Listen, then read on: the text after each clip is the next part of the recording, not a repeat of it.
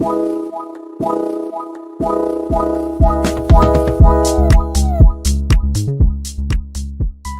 Clotilde. Bonjour. Ravie en tout cas de te rencontrer. Je voudrais que tu puisses nous présenter et nous dire qui tu es. Alors je m'appelle Clotilde, j'ai 26 ans et je suis coiffeuse studio.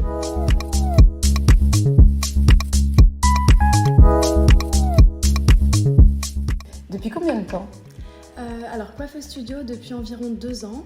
Avant j'ai été formatrice et avant j'avais passé mes examens.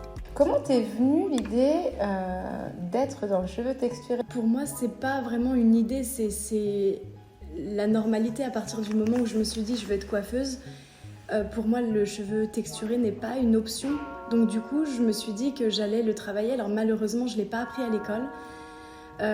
Mais je me suis un peu débrouillée, on va dire toute seule, et puis grâce à des amis sur lesquels j'ai pu travailler aussi, de façon à apprendre comment le cheveu texturé fonctionne, selon les différentes textures évidemment. C'est vrai que c'est pas commun. Quand je dis c'est pas commun, c'est parce qu'on n'en voit pas beaucoup de femmes blanches qui coiffeuses, en tout cas qui se passionnent pour travailler le cheveu texturé. D'ailleurs aussi, on a différentes textures. On a le cheveu bouclé, frisé, crépus et mixte, parce que je sais qu'on aime bien dire, mais la mixité du cheveu c'est très important.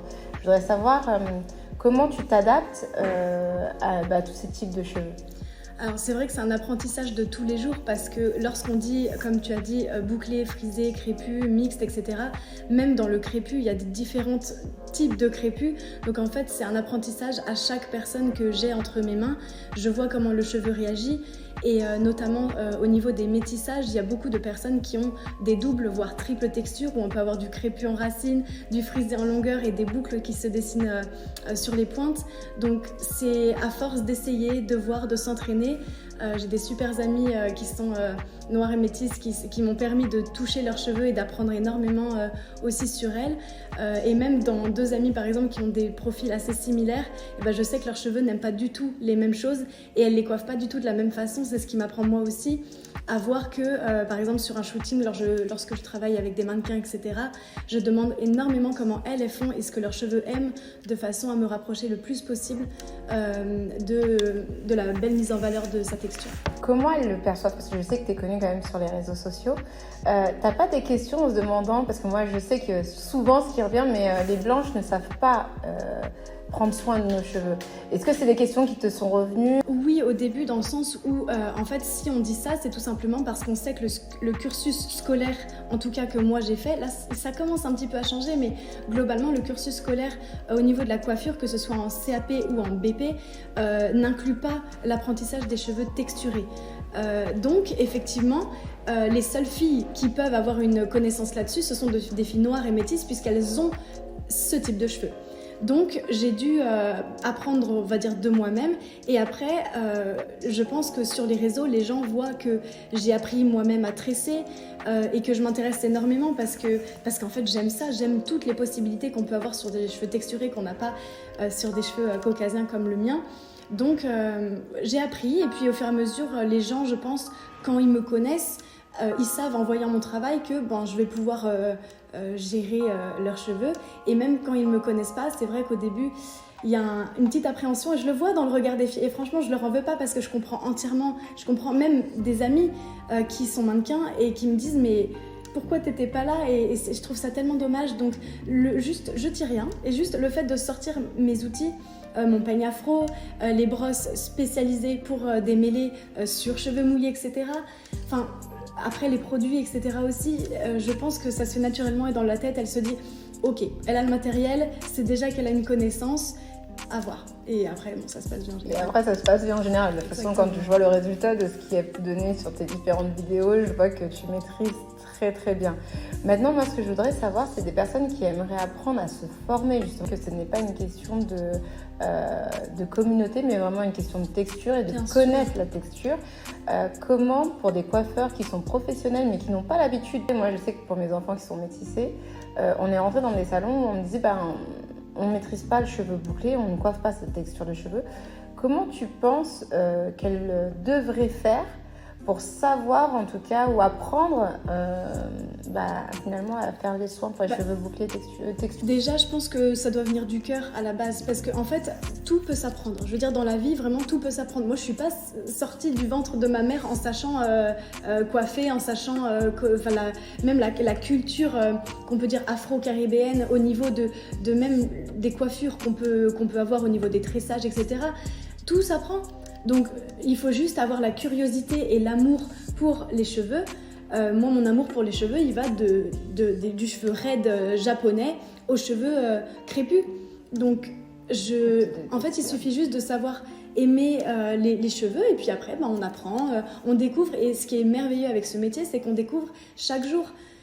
C'est pas même en 4 ans d'études qu'on connaît tout. Et même maintenant, je sais que je vais apprendre jusqu'à la fin de ma carrière et c'est ça que j'aime. C'est ça que je trouve génial. Comme ça, on s'ennuie jamais, on apprend toujours. Aujourd'hui, alors je dirais pas qu'on est... Si, les cheveux texturés, je dirais qu'il est devenu à la mode, mais je trouve que même le mot n'est pas vraiment adapté parce que si tu veux, aujourd'hui, 6 femmes sur 10 ont le cheveu texturé en France. Simplement, avant, on nous a toujours prôné que le cheveu qui était beau, c'était le cheveu qui était lisse. Au final, c'est pour ça que on a toujours voulu faire des défrisages. Parce qu'ils ont le sentiment, en fin de compte, qu'on ne peut dompter notre cheveu ou en tout cas coiffer notre cheveu qu'en faisant ça. Alors que non, moi j'ai mis du temps, mais aujourd'hui je sais que j'assume totalement mon cheveu. Je sais que c'est aussi une identité. Et surtout, ce qu'on a vu ces derniers temps, c'est que mine de rien, avec le naturel, les cheveux naturels, les femmes commencent à s'aimer avec les cheveux naturels. Et il n'y a pas que les femmes, parce que je sais que dès qu'on parle de cheveux naturels, on pense tout de suite communauté ou communauté afro, alors qu'au final, je me rends compte qu'aujourd'hui, on a énormément de femmes caucasiennes qui ont les cheveux bouclés, contrairement à ce qu'on pense. Bien sûr, parce que les gens ne savent pas gérer ça en fait. Déjà, on pense que tout petit, quand par exemple des parents ont les cheveux relativement lisses et que par la génétique, un enfant aux cheveux bouclés, voire très bouclés arrive, eh bien, ils vont avoir le rituel de ce qu'ils font sur eux-mêmes, c'est-à-dire prendre une brosse le matin, se peigner les cheveux, alors qu'en fait, c'est pas comme ça que ça fonctionne. Donc, à partir du moment où on n'a pas la texture, d'ailleurs, que ce soit pour les enfants, on n'a pas la même texture, eh bien, il faut juste regarder qu'est-ce qu'on peut mettre de différent que ce qu'on met sur nous, nos cheveux, et avoir une approche différente de façon à mettre en valeur. Et surtout, le plus important, c'est de s'accepter tel qu'on est et laisser les femmes libres de leurs cheveux, parce que c'est vrai que voilà, on a toutes une texture différente et on aime toutes se voir différemment aussi. Donc parfois effectivement on peut les avoir bouclés, parfois on peut faire un brushing juste pour changer, etc. Mais ce qu'il faut, c'est juste accepter sa nature et surtout, de par exemple les personnes notamment blanches, comprendre que en fait c'est un cheveu naturel. J'ai déjà vu des choses sur les réseaux sociaux ou même des interviews de personnalités publiques qui ne comprennent pas que on est un cheveu naturel, on va avoir des réflexions particulières, et j'ai déjà des amis qui ont eu des réflexions comme ça, et en 2023 c'est pas possible d'entendre ça. Donc il faut vraiment que aussi toutes les communautés, notamment les personnes qui ont les cheveux comme les miens, doivent comprendre que c'est le naturel en fait, et que non, tout le monde n'a pas les cheveux lisses ni bouclés. Il y a de tout, voilà, c'est la nature, c'est comme ça. Le cheveu, aujourd'hui, il faut savoir que pour une femme, c'est une identité. Et le fait qu'elle accepte son cheveu bouclé, frisé ou crépus ou mixte, ça fait partie de son identité, puisque 90% des femmes disent que leur beauté vient d'abord de leurs cheveux. Après leurs cheveux, ça va être leur visage. Donc à partir du moment où aujourd'hui, elles acceptent d'être naturelles, ça veut dire qu'elles acceptent qui elles sont. On travaille la confiance. En tout cas, quand moi je sais que j'ai créé Beauté Insolente, puisque j'ai fait partie de ces femmes qui au départ pensaient que le cheveu naturel n'était pas un cheveu présentable, parce que c'est ce qu'on nous disait finalement dans la société, c'est ce qu'on a voulu nous dire pendant un certain temps. Et puis après, il y a une prise de conscience. Et dans cette prise de conscience, moi j'ai vu pendant quand même, ça fait 22 ans que je suis avec mon mari. Et le jour où j'ai décidé de porter mes cheveux naturels, mon mari, c'est vrai qu'il m'a dit « mais t'es trop belle comme ça !» Mais tellement qu'on m'avait dit que c'était pas forcément un cheveu présentable, et je me suis dit non, je sais pas. Mais le jour où j'ai décidé vraiment de les mettre, j'ai vu que le fait que moi j'avais confiance en moi quand je suis sortie avec mes cheveux naturels, le regard des autres était totalement différent. Et les gens, c'était waouh. Même encore, dernièrement, j'étais à un concert, on m'a regardé, oh mais t'es trop bien, oh mais tes cheveux sont trop bien. Et quand t'entends ça, c'est là que tu te dis au final que ça fait vraiment partie de notre identité. Avec Beauté Insolente, je sais que les gens, quand ils retiennent Beauté Insolente, ce que je veux qu'ils retiennent avant tout, c'est acceptation de soi, confiance en soi. Parce qu'une beauté, quand les gens ils entendent Beauté Insolente, ils ont le sentiment que c'est pas l'insolence telle qu'on l'entend, c'est vraiment beauté insolente, car je suis insolemment belle au naturel. Et ça, c'est important que les gens l'entendent parce qu'on parle des cheveux, on parle de sa personnalité, et c'est je m'accepte telle que je suis. Et aujourd'hui, je suis hyper fière de voir que les femmes acceptent de plus en plus à se mettre avec le cheveu texturé.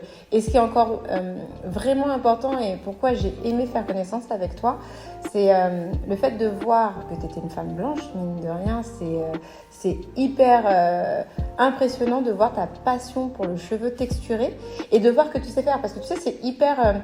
pour une personne, c'est hyper contrariant quand tu rentres dans un salon de coiffure ou quand une personne elle dit non mais vos cheveux à vous... et mes enfants sont métis, donc ça veut dire que c'est même pas les cheveux crépus comme moi. J'allais y venir justement. C'est hyper frustrant d'entendre ça, et puis même les enfants, c'est dur, quoi. J'ai remarqué ça notamment au niveau des personnes métissées, mais même qui n'ont pas forcément les cheveux même frisés, ne serait-ce que bouclés. Ils sont parfois partagés, notamment au niveau des salons de coiffure, entre le salon européen type qui va dire « Ah, ben on sait pas faire cette texture », et le salon afro qui parfois est un peu, on va dire, à l'ancienne, où va proposer uniquement du tissage, du défrisage et du tressage. Et donc la fille qui a envie de porter ses cheveux naturels et d'avoir une belle coupe bien dessinée, bah, va se dire mais où je vais en fait ? Parce qu'elle est partagée entre les deux. Et donc, il ne devrait pas y avoir ça, il devrait y avoir juste des coiffeurs qui se forment. On a tous le droit à l'erreur, évidemment, et on a tous le droit à la formation, surtout. Donc, il faut juste apprendre, se former, et ensuite s'entraîner de façon à avoir une proposition digne d'un coiffeur qui doit maîtriser toutes les textures de cheveux. Exactement. En tout cas, moi, je suis ravie que tu fasses partie de nos ambassadrices aujourd'hui. Vraiment, Beauté Insolente, le porter en tant que tu sais gérer tous les types de cheveux. J'ai même hâte que les ateliers pour enfants commencent pour que les parents puissent savoir, parce qu'il y a des parents qui sont totalement démunis. Là, moi, je sais qu'il y a des parents qui sont venus nous voir, des mamans qui sont blanches, qui ont des enfants métis, mais qui ne sont pas habitués du tout à la texture de cheveux frisés ou crépus, ou même bouclés, et qui viennent te voir en disant mais comment faire, comment appliquer des produits, j'achète des produits mais je ne sais pas comment le mettre en place, quand je dois être dans le soin, ça devient un calvaire pour elles, dès qu'elles doivent rentrer dans le soin de l'enfance, et pour toutes les deux, parce qu'en fin de compte, une elle sait qu'elle va avoir mal, l'autre sait qu'elle se dit que ça va être compliqué, et certaines elles te disent que les enfants ils partent à l'école, elles n'ont même pas fait de soins. Donc là, moi, je suis hyper contente parce que je veux pouvoir montrer comment c'est très simple d'avoir un cheveu texturé et de partir, l'hydrater, lui faire un petit coiffage et que l'enfant puisse partir en se sentant belle et en ayant eu les meilleurs soins qu'il faut pour partir. Moi, ravie de t'avoir parmi nous, ravie que tu puisses montrer et apprendre aux mamans comme aux professionnels comment on gère des cheveux texturés, et puis hâte que les formations commencent en 2023. J'ai hâte aussi. Merci. Merci à toi.